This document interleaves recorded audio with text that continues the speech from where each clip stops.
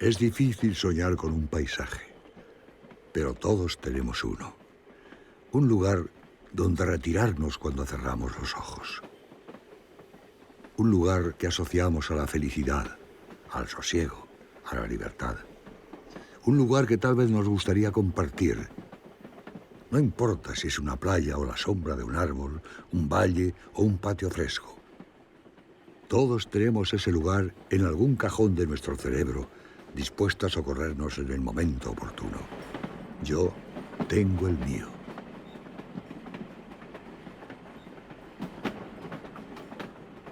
No es un lugar imaginario. Viví en él una buena parte de mi vida. Apenas unos pocos kilómetros cuadrados, rodeados de cumbres con nieves perpetuas.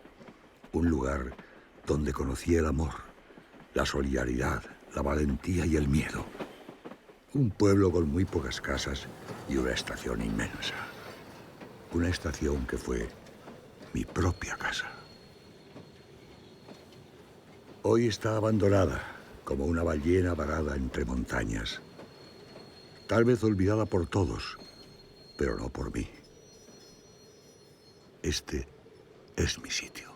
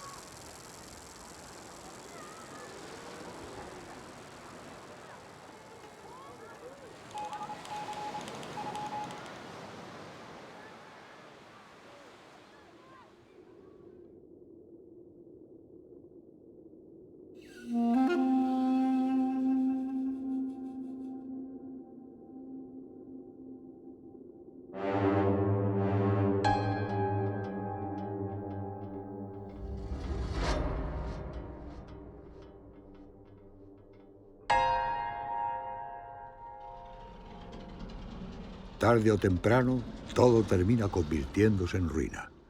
Sin dramatismo. Esa es la naturaleza de todo. La casa donde vivimos, el terreno que pisamos, el despacho en que trabajamos semanas, meses, años.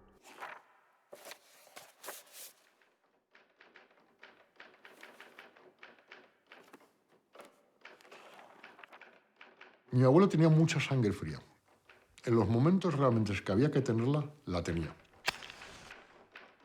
Pero también era muy impulsivo, por otra parte. Mi abuelo era un mar de contradicciones. En algunas personas no cobran importancia y no sobresalen, pero en otras, enfrentadas a acontecimientos excepcionales, sí. Y entonces todas esas contradicciones de mi abuelo salieron a la luz en muchas ocasiones de su vida, ¿no?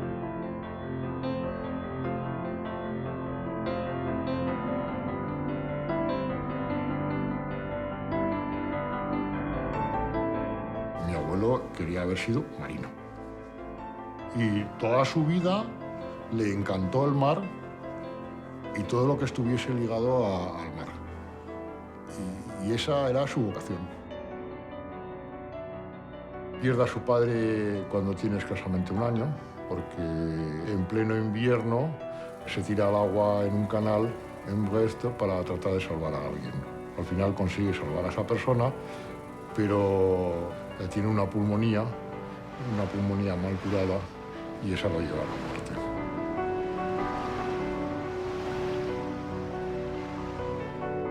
muerte. Parecía más, se le podía decir, un marinero. Yo le veía la mirada del marino. Cuando lo veías, te hacía pensar en un marino.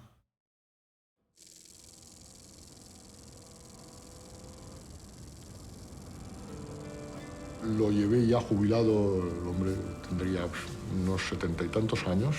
Ya le propuse que por qué no los llevaba a los dos a Bretaña, ¿no? Y me sorprendió que después de tantos años, casi más de 40, conservara tantos amigos allí. Al final de la Primera Guerra Mundial, el rediseño de las fronteras entre Alemania y Polonia fue causa de grandes tensiones. Yo estaba entre las tropas aliadas que mantuvieron la paz hasta la celebración de un plebiscito. Aun siendo muy joven, fue ocasión para conocer de primera mano qué significaba vivir en un país invadido. Y él en particular lo mandan a Alta Silesia, donde hay una alta proporción de población alemana, ¿no? Y ahí permanece 2 años, hasta el año 20. Y bueno, le ofrecen la posibilidad de aspirar a aduanas. En ese periodo nacen las 2 mayores. Mi madre, que es la mayor, y su hermana Yvette. Georges nace ya en una etapa posterior en Brest. No le gustaron nunca las grandes ciudades. Tampoco le gustó el tener jefes, ni le gustó la burocracia. Le gustaba la acción. Mi abuelo buscaba los destinos en los cuales guardase toda su independencia y al mismo tiempo el destino fuese excitante. Quedaba Canfranc libre y entonces pues nada, se ofreció.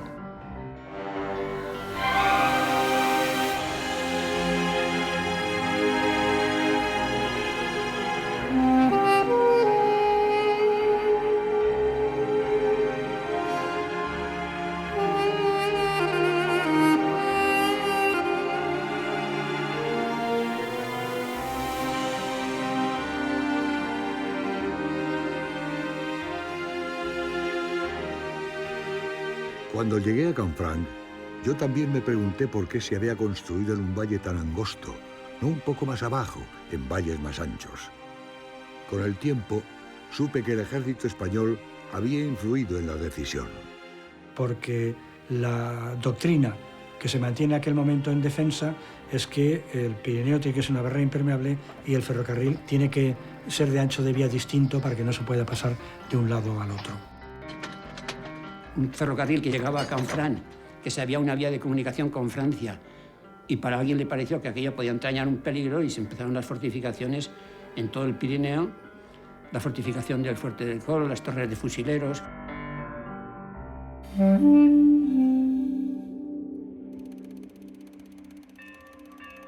Tal vez una estación de tren a principios del siglo XX significase lo mismo que un aeropuerto a principios del siglo XXI, un nudo de comunicación y una fuente de prosperidad. En 1904 se firma con Francia el Convenio Internacional para la culminación de Canfranc. En 1908 comienzan las obras del túnel de Somport y 4 años más tarde se unen las galerías francesa y española. En 3 años se construye la inmensa estación, incluso se plantan 7 millones de árboles para evitar aludes. El rey Alfonso XIII y el presidente de la República Francesa inauguran la nueva línea en 1928. Porque está por una parte todo el sistema español y todo el francés que tiene que coincidir en esta forma, para ponerse en paralelo unos con otros. Es decir, la playa de ferrocarril tiene que ser el doble de una instalación ferroviaria de vía única. Eso obliga primero a que el edificio de la estación tenga que ser tan enormemente largo, porque tiene que tener los andenes longitud para que quepan 2 trenes enteros, uno detrás del otro, en cada lado. Lo mismo pasa con los tinglados de los almacenes de mercancías, lo que llaman los muelles, ¿no?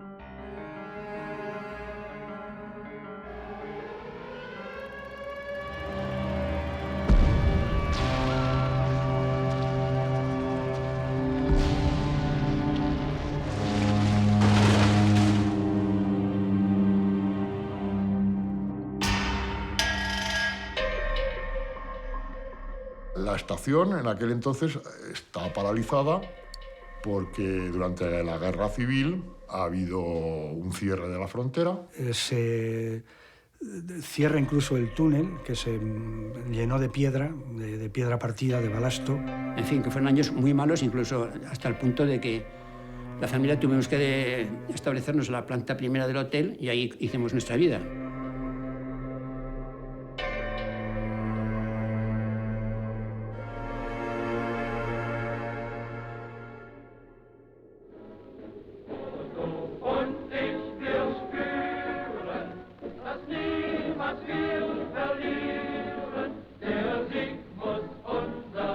nadie en aquel entonces piensa que va a haber realmente una guerra.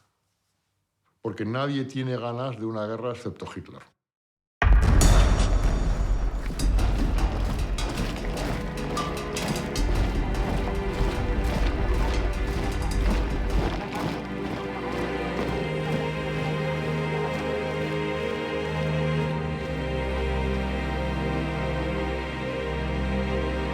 Mi abuelo no admite que Francia se rinda. Que mi padre era así, porque no podía soportar que un país extranjero invadieran Francia. Entonces, su deseo es el de ir a luchar el único lugar donde lo puede hacer, que es en Inglaterra, ¿no? Pero es cuando André Manuel le dice que es mucho más importante que se quede ahí, y sobre todo en el puesto en el que está.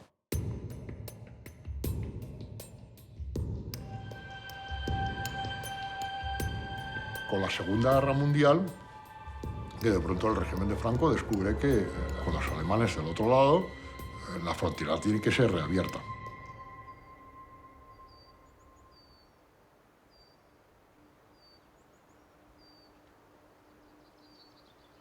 Habían minado el túnel. Y entonces mi padre dice, vamos a abrir el túnel, pero ¿quién es el guapo que ahora, sin saber dónde están las minas, quién pasa? Mi padre dice, yo paso, pero que pase también un español, un oficial español. Y pasaron los dos evitando, no sabían dónde estaban las minas. Cruzamos los 8 kilómetros de túnel, pero el mayor peligro no estaba en nuestros pies, sino en nuestras cabezas.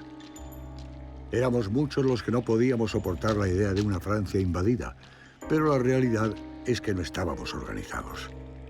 Ni por asomo yo podía saber que en ese momento Louis de la Bourdonnais, en el centro del país, estaba creando las primeras células de la resistencia francesa.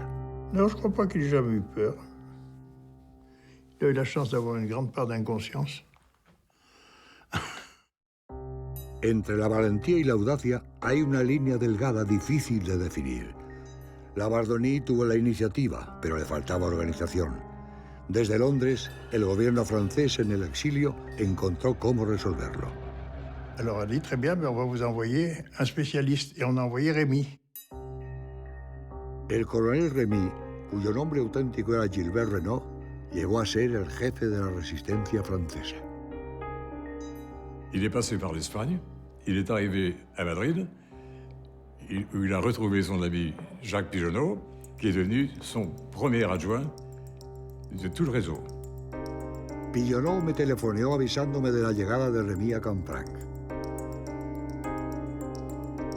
El 16 de marzo de 1941, ayudé a Rémy a pasar por la aduana la primera radio para que la resistencia pudiese comunicarse con los aliados. Además, me pidió que sirviese de enlace para los correos que enviaba cada 15 días. Desde entonces, me integré en la red clandestina. Parce que sans Albert Lelay, mon père se cassait la figure et son réseau aussi.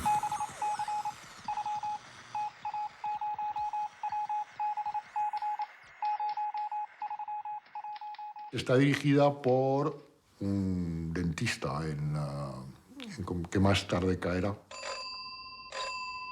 La casa del doctor Ross en la ciudad de Pau era donde yo recibía los correos que hacía pasar por la frontera española.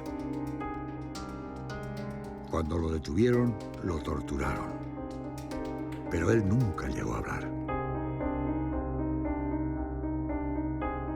Des courriers chiffrés par mon père et ses agents qui transmettaient, qu'on passait à Lelay, qui les transmettaient soit au Pigeonneau, qui les transmettaient de l'autre côté par l'ambassade à Londres. Du moment où la radio est arrivée, les émetteurs, tout ça a changé. Ben, les premières radios sont arrivées par Canfranc, parce que justement c'est Lelay qui les a fait passer.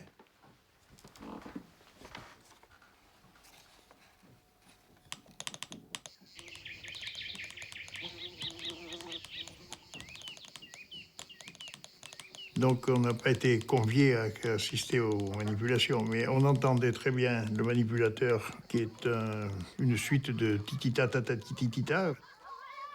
Mon père disposait d'une dizaine d'émetteurs qui disposaient un peu partout en France avec un émetteur. Les Allemands devenaient fous parce qu'ils ne savaient plus qui faisait quoi. Ils ont appris et ça coûtait très cher.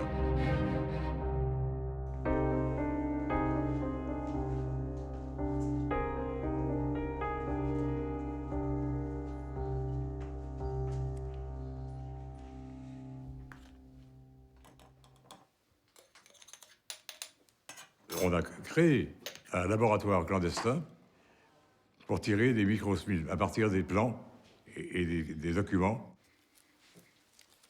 On prenait d'abord une photo et après on réduisait la photo en microfilm.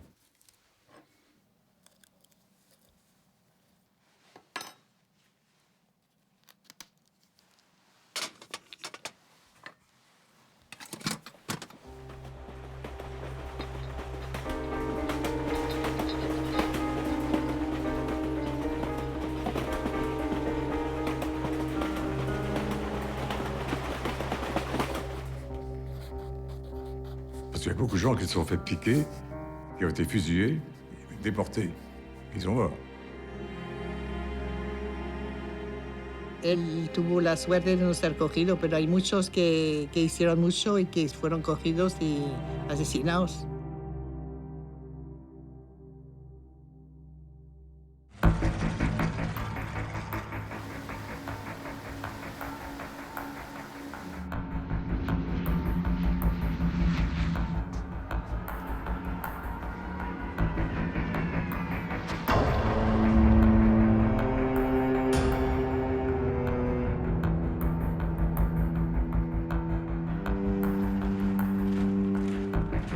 Cuando llegaron ya a 30 kilómetros de nuestra casa de verano los alemanes, mi madre le dijo a mi padre, mira, hay que irse. Las carreteras estaban atestadas de refugiados, en coche, en carreta, a pie y también de destacamentos militares.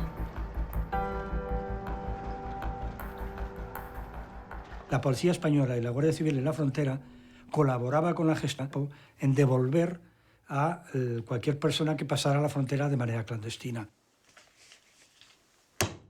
Algunos sí que nos dijeron que si volvían los iban a matar si los pillaban los alemanes. Pero se sabía que la Gestapo estaba metida en todas partes. Y nos quedamos pocas horas en la ciudad de Canfranc. Una vez que habían conseguido eludir, era solamente pasar ese filtro de Canfranc.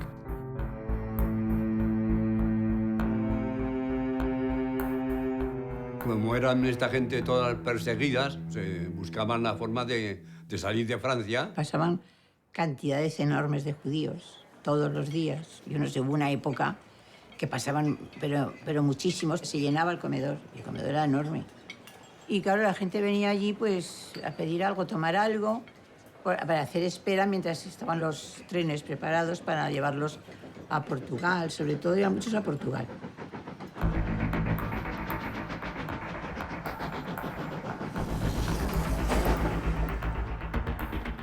Cualquiera sabe lo que pasó entre tanta gente, porque había días que el tren venía abarrotado. Gente que, como digo, me daba verdadera pena, lástima.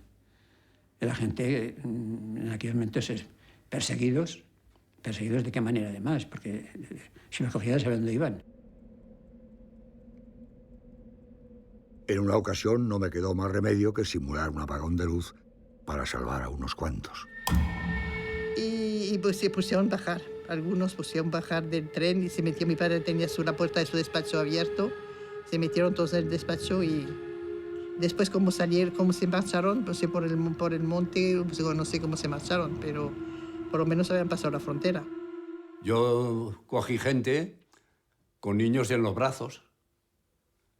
Me acuerdo que había orden de devolverlos y era un cuadro que yo dije muchas veces que ni Goya lo pintaba.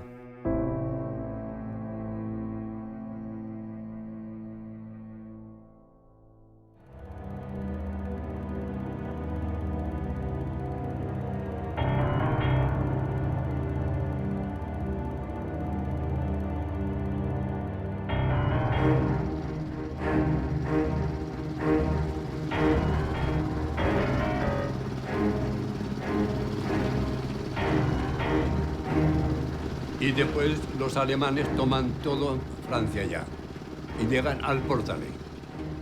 Y ahí habría pues unos 50 alemanes también, porque era un paso muy importante.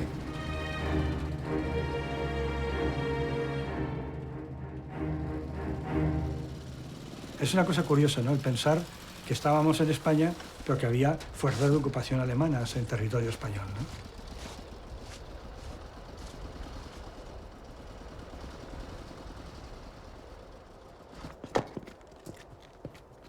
Lo que sí recuerdo es que había toque de queda para la colonia francesa, y entonces los alemanes los obligaban a estar a las 8 de la tarde en su casa. Estaba el comisario de policía francés, viviendo en el hotel también. Había una convivencia un poco extraña, claro. No había animosidad hacia lo que era el ejército regular alemán, pero sí la había hacia todo lo que representaba el régimen nazi. Mi padre, como un gesto de buena voluntad, yo recuerdo que dijo que les invitaba a cenar a todos juntos. Y yo recuerdo que fue una noche curiosa porque ahí nadie decía ni mu.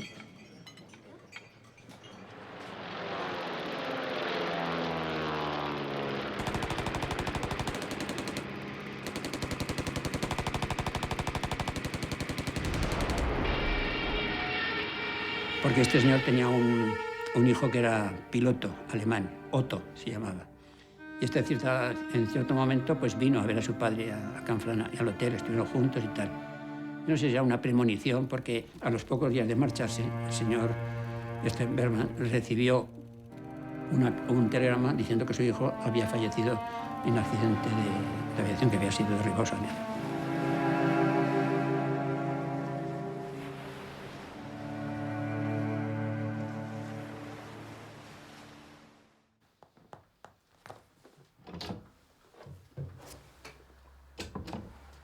La Gestapo savait très bien qui était devenu mon père. Et ils ont cherché à prendre ma mère et nous pour que mon père se donne aux Allemands. On a échappé comme ça. ¿Eh? Remy logró escabullirse. Pillonneau fue destituido. Labardonie se vio obligado a huir. Y el doctor Ross fue detenido y torturado, pero no se fue de la lengua. De este modo, algunos nos pudimos salvar. Entonces cae una parte de la red que es la que está en Pau, cae el jefe de la red y en Oloron. Pero la parte que corresponde a mi abuelo no es tocada.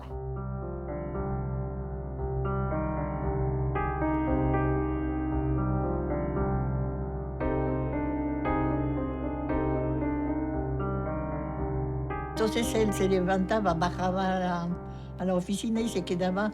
No me acuerdo los horarios de los trenes, pero esperaba siempre todos los trenes.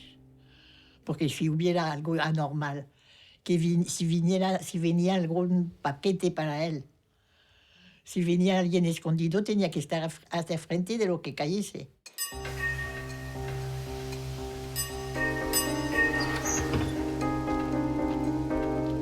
Ahí había un correo que recibía el material y se lo entregaba a mi abuelo.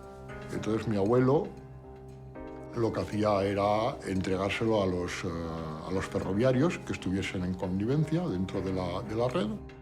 Pero este hombre era un santo. Hacía su trabajo de hormiga, digamos. Venía a traer los documentos, venía a buscar los órdenes, venía todo. Y vivía muy sencillamente en Pau.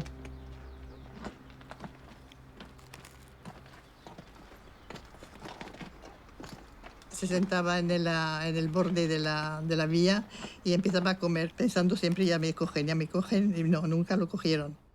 Es que, claro, ya sabemos que todas las cosas hay que hacerlas en privado. Que de cuanto menos se habla, mejor, ¿no? Las Pardo estuvieron mudas. No dijeron nada. Nunca.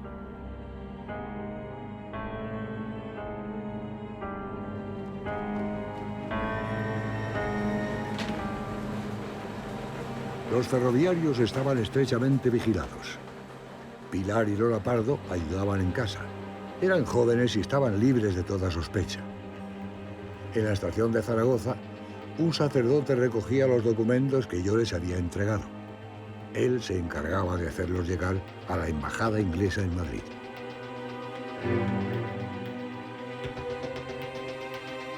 Pues allí, entre las fajas, y poco antes de llegar a Zaragoza, y pasábamos al váter y entonces lo poníamos en el bolso que llevaba un doble forro.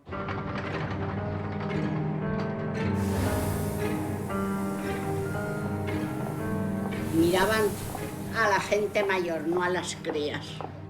Eso fue muy fácil. Eso fue muy fácil.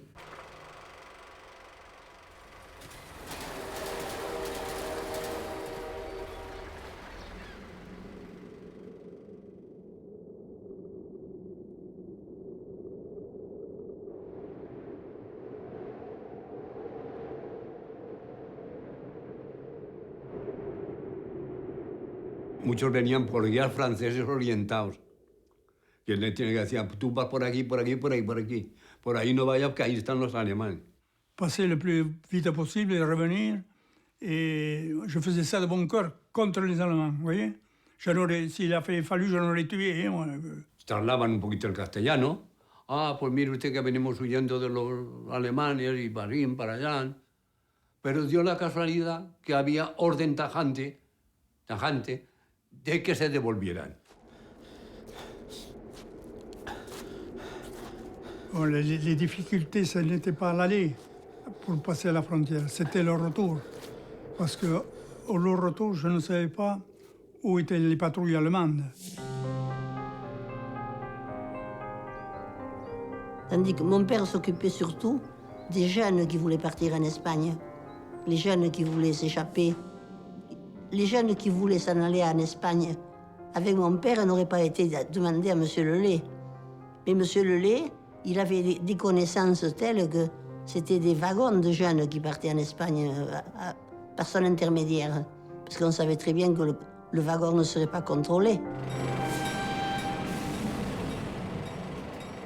Plus d'une fois, figurez-vous qu'avec les chiens, ils sont passés pas loin de moi, à une centaine de mètres, et j'étais pas tranquille. Hein. Et voilà, j'ai eu peur aux orages, j'ai eu peur à la neige, et j'ai eu peur de ne pas arriver au bout de mon travail. Pero usted tiene la orden de que no pase nadie en absoluto, que se devuelvan. ¿Qué hace usted? Si su medio de vida es ese y después usted ha hecho un juramento.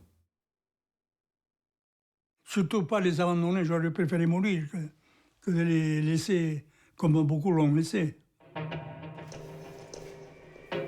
Conforme pasaron los años, la invasión de Francia tuvo consecuencias dramáticas.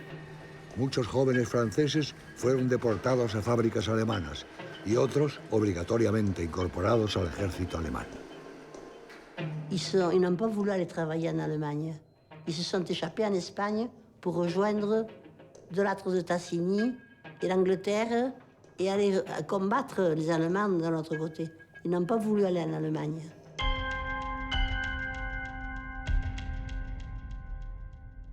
Yo sé que pasaban por el monte. Yo me acuerdo que una vez un carabinero llegó a mi padre y le dijo, señor Lelay, y se puso a llorar. Nunca más lo haré. Había parado un grupo de franceses que pasaban por el monte, vieron una patrulla alemana y los entregaron los franceses.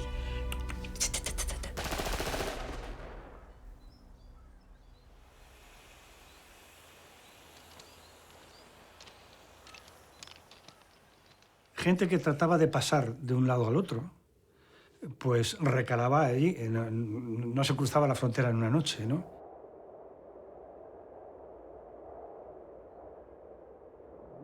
El bar, como está muy bien situado, fue un poco el mentidero donde se juntaban gentes del pelaje más variado, ¿no? Desde espías, prófugos, gente que trataba de cruzar la frontera. En esos momentos, el bar de mi casa, de Casa Marraco, pues era el bar de Ricky, exactamente igual que el de Casablanca, con todo ese tipo de personajes, ¿no? Mi padre pues estuvo encarcelado y luego detenido varias veces, ¿no? Porque se le sospechaba que era un poco el enlace con los maquis y que de alguna manera era el punto de contacto para los rojos españoles que trataban de pasar a Francia después de la guerra, ¿no? Uno de los colaboradores de mi abuelo. Es decir, que Marraco aceptaba gente de los que pasaba mi abuelo a través de la frontera provisionalmente hasta que los pudiesen transportar hacia el sur, ¿no? Algunos de los policías menos afectos al régimen había avisado a mi padre, cuidado, que va a haber un registro o algo así, pues la persona que estuviera escondida, cambiarla rápidamente y marcharse a otro lugar.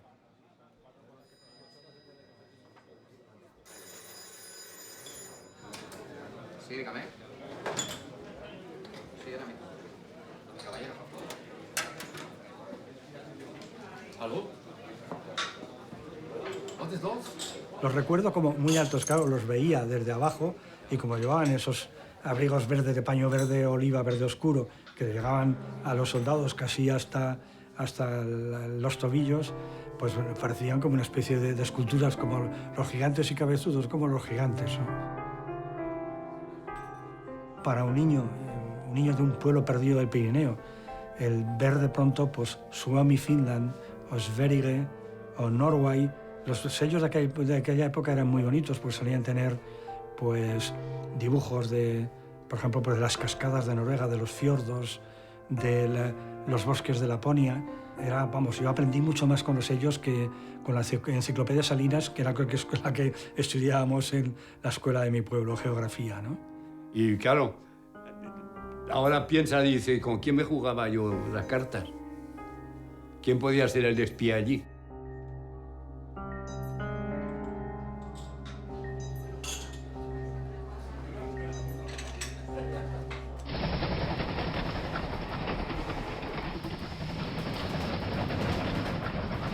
Es en plena Segunda Guerra Mundial cuando el ferrocarril empieza a tener una cierta actividad económica que no ha tenido antes por todos los problemas de crisis y de guerra civil. Pero hay algo más. A diferencia de otros pasos ferroviarios al nivel del mar, Canfranc estaba lejos del alcance de los portaaviones. Era un lugar perfecto para el paso de mercancías con destino a Alemania. Resulta paradójico que por la misma frontera por la que se transportaba hierro y wolframio para fortalecer al ejército nazi, nosotros pasásemos documentos secretos cuyo objetivo era justamente lo contrario, derribarlo. Pero nosotros teníamos que trasladar entre 2 personas 11 toneladas. Pero eran 11 toneladas que costaban mucho porque, claro, pesaba mucho. España y Portugal tenían minas de hierro y wolframio, mineral imprescindible para el blindaje de todo tipo de armamento. La Alemania nazi estableció acuerdos comerciales secretos con 2 países que aparentemente eran neutrales. Siempre que se vende una cosa o se compra una cosa hay que pagarla, y Alemania pagaba este wolframio y este hierro pues con oro. ¿Procedencia del oro? Ni lo sé ni me interesa, porque no creo que nos llevara a muy buen lugar. Yo recuerdo los camiones, antes le he comentado, que uno de ellos pues estuvieron revisando los de aduanas y fuimos a verlo. Venía un camión suizo cargado con oro. Pasaban por la aduana, revisaban y seguía su viaje. Transportábamos de vagón de francés a la aduana francesa cajas de oro. Alcanzaba uno las cajas, que eran unas cajas rectangulares, venían además con el peso de 38 o 40 kilos. Las cogíamos, las pasamos al mostrador de la aduana. Recuerdo, pues yo con mis 8 o 9 años pues lo tuve en mis manos, ¿no?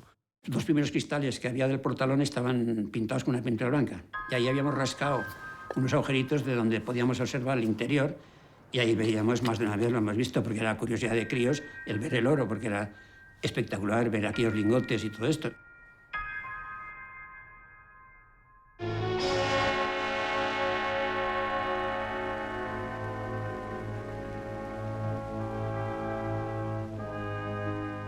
Su madre estaba en Brest. Fue horrible porque estaba toda sola, la pobre, a los 82 años, le bombardean la casa, la dejan completamente casi desnuda en la calle y no sabiendo dónde ir, no sabiendo dónde estaban sus hijos. Su madre estaba recogida en una casa de mayores y le había dicho que iría a buscarla. Y tardó, y sé que murió la abuela, y él debió de... Allí me parece a mí que le cayó, se lo reprochó siempre. Se lo reprochó a sí mismo, a nadie más. Esa era la única cosa que él me contó lo torturaba.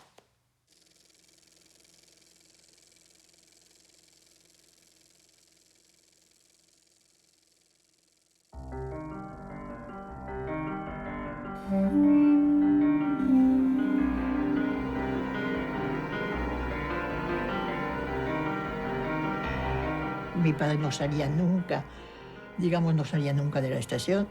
Los últimos días, porque le dijeron que no se pusiera en la parte española, porque le podía pasar cualquier cosa.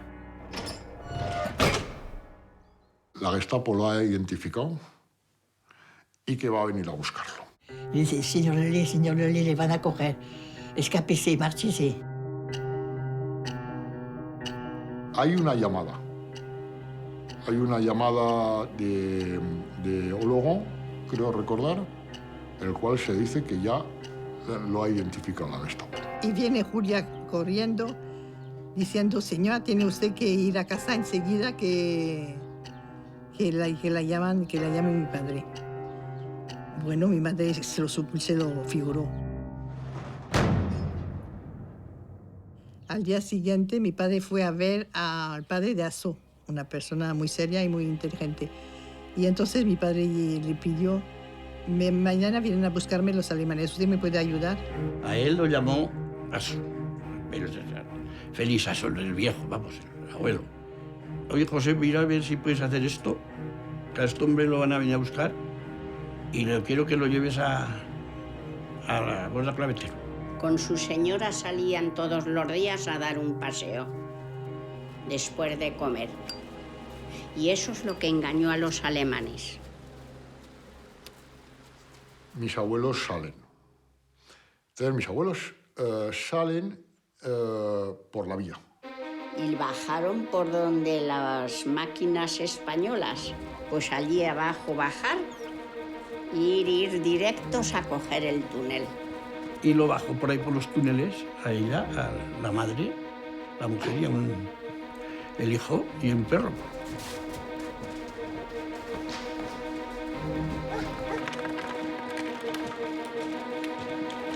Tenían que ir con un palo por el hastial del túnel para no tropezar.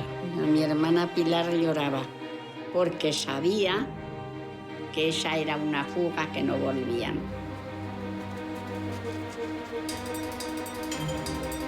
Y a un momento dado, para evitar la vigilancia de la Guardia Civil, se salen de la vía.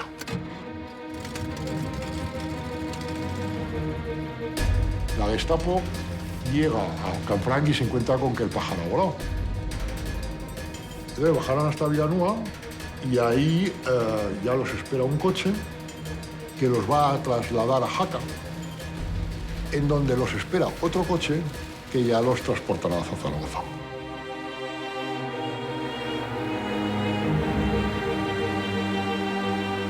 A los pocos días de llegar a Madrid, me entero de que la Gestapo ofrece a las autoridades españolas 30 republicanos a cambio de mi captura.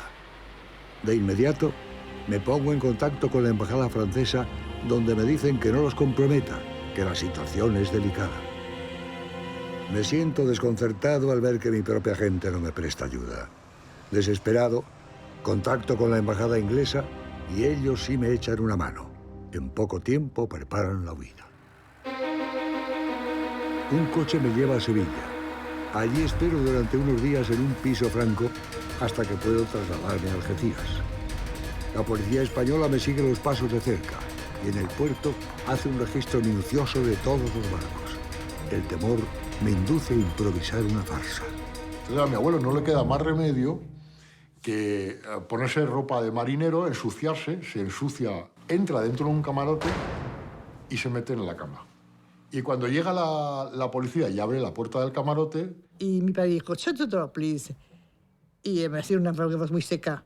El otro dice, ay, perdón, perdón. Y empieza a insultarlos en inglés.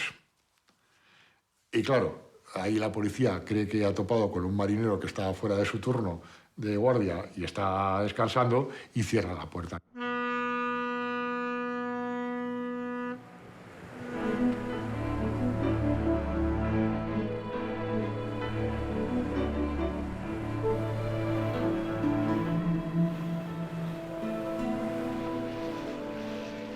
Cuando por fin llego a Argel, me uno al gobierno de Gaulle en el exilio y soy militarizado. Durante los años que permanecí en aquella ciudad, siempre me supe vigilado por agentes alemanes.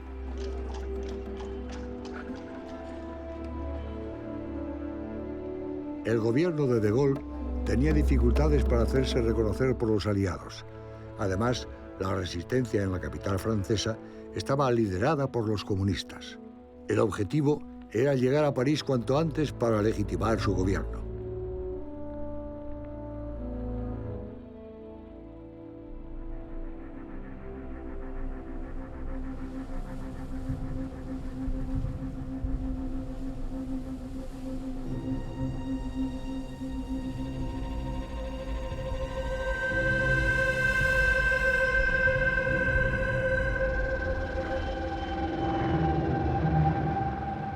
Entonces, las instrucciones a mi abuelo son bien claras.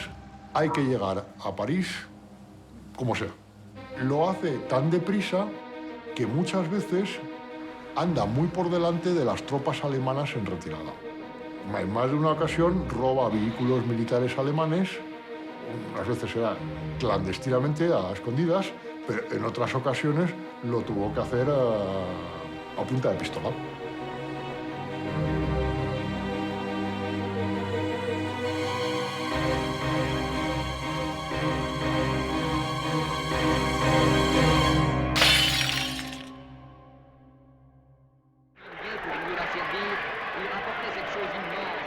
Y ahí ya el primer encargo que tiene es reorganizar el Ministerio de Economía, limpiar, por así decirlo, la administración de colaboracionistas. Era bastante generoso como para perdonar a mucha gente. Méndez France y él habían hecho un plan para después de la guerra, no matar a nadie, sino coger el dinero que habían ganado malamente los colaboradores, no hacer barbaridades. De Gaulle no quiso.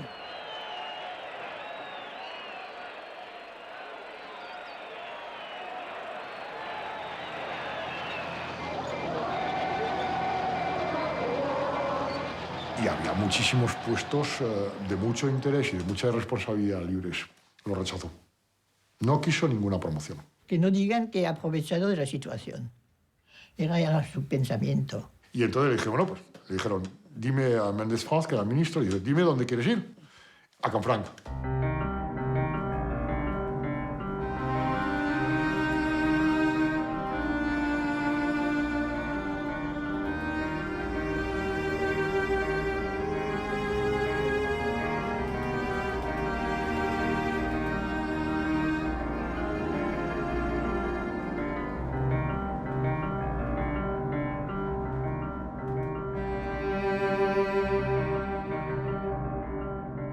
Y la idea de mi abuelo era resucitar la estación, porque toda la época que él había vivido era una época anormal, en la cual la estación no había cumplido el objetivo para el cual había sido construida, que era pues, ser el lugar de paso de viajeros y mercancías entre dos países que tienen unas relaciones pacíficas. Él había vuelto a Canfranc después de haberse ido a Argelia, porque si no lo cerrarían. Puede ser una broma, puede ser, pues si no lo cerrarían. Otra cosa era, se dice que le llamaban y se llamaba él en coña, eso lo he vivido yo, el rey de Canfranc.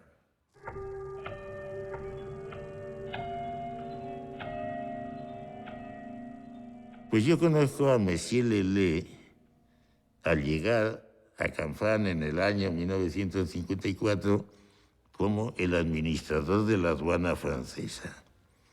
Un señor alto, vamos a ponerle elegante, con una ligera cojera.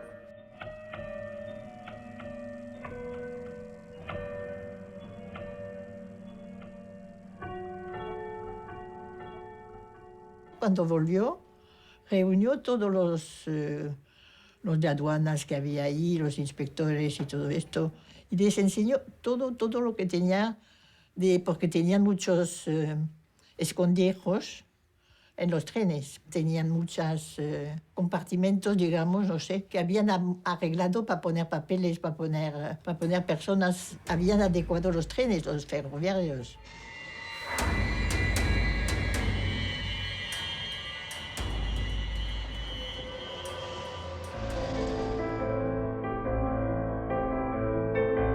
Aunque mi intención era recuperar Canfranc, la actividad de la estación fue a menos y el tráfico entre España y Francia se concentró en otras fronteras.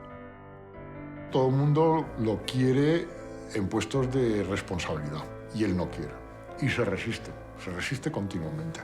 Hasta que hay un momento dado en que le fuerzan. Prácticamente le fuerzan. Le obligan a ir a Bayona. Nos vamos ahí. Es costumbre en España el que hagáis una despedida al que se va, con lo cual tachó a aquellos que él no quería invitar por la razón que sea. Mis abuelos, cuando se jubilan, deciden vivir al lado de la frontera. Mi abuela quería una ciudad y mi abuelo no quería una ciudad, quería el campo. Y entonces llegaron a un consenso, a un acuerdo. Ni para ti ni para mí. Y entonces escogieron San Juan de Luz.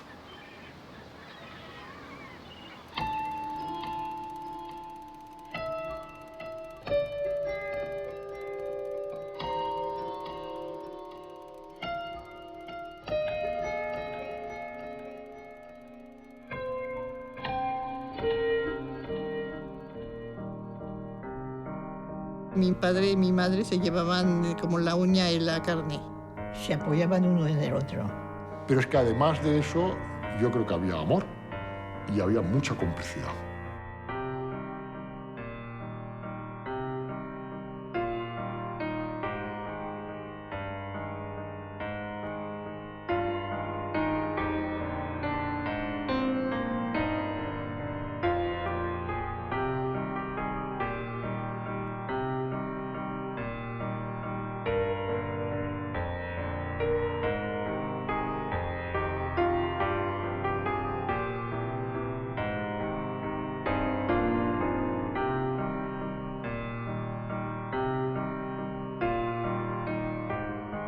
El giro a su vida es ocuparse de los nietos.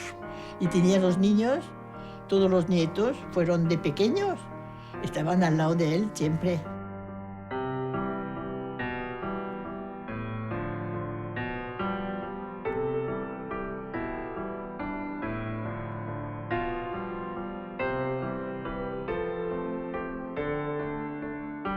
Siempre los nietos. Y cuántas veces se peleaban para tener el sillón del abuelo. Y el abuelo llegaba, sabía muy perfectamente, cogía uno por una mano y una pierna y los echaba en el sofá grande. Y estaban todos felices.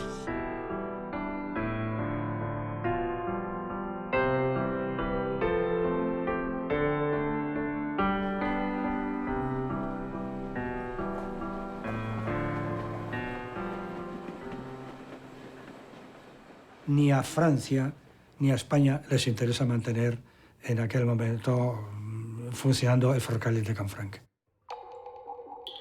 El tráfico era mínimo, y entonces pues ese tráfico que era mínimo dejaba de ser rentable para las empresas ferroviarias.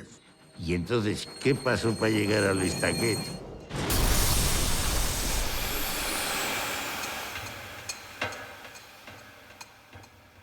Le fameux pont de l'Estanguet était écroulé, le train était dans le gave était rempli de maïs.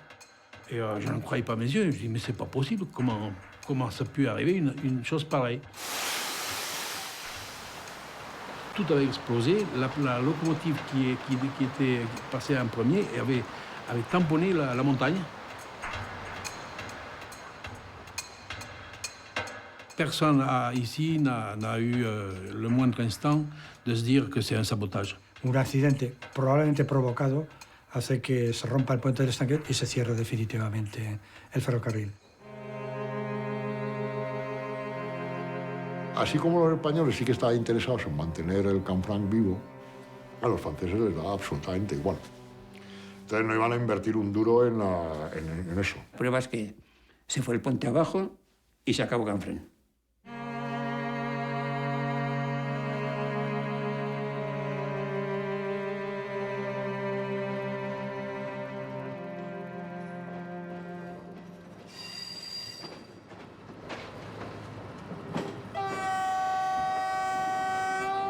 Son las 7 de la tarde. El tren de Zaragoza llega a Canfranc. Es muy probable que los pasajeros que llegan al apeadero desconozcan cuántas cosas ocurrieron en la estación cerrada. Su historia es singular, corta y, en cierto modo, desgraciada. Solo tuvo actividad durante 50 años y casi lleva otros tantos abandonada. Lo sé bien. Durante años fue mi lugar de trabajo y también mi casa. Pero todo cambia. Nada es para siempre. Ninguna estación es un sitio donde quedarse. Es siempre un lugar de paso. Queda poca luz. La tarde se echa encima. Todos nos fuimos. Hoy vivimos en los demás, en sus recuerdos. O tal vez ni eso. Somos sombras en un haz de luz que nos proyecta en una pantalla.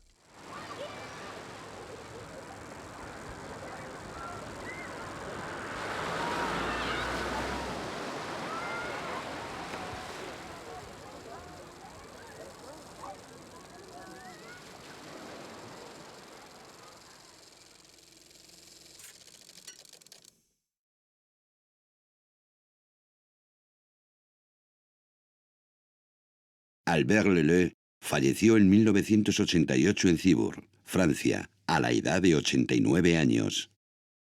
Recibió la Legión de Honor Militar de la República Francesa, la Medalla de la Libertad del Congreso de los Estados Unidos y la Medalla de la Resistencia Francesa.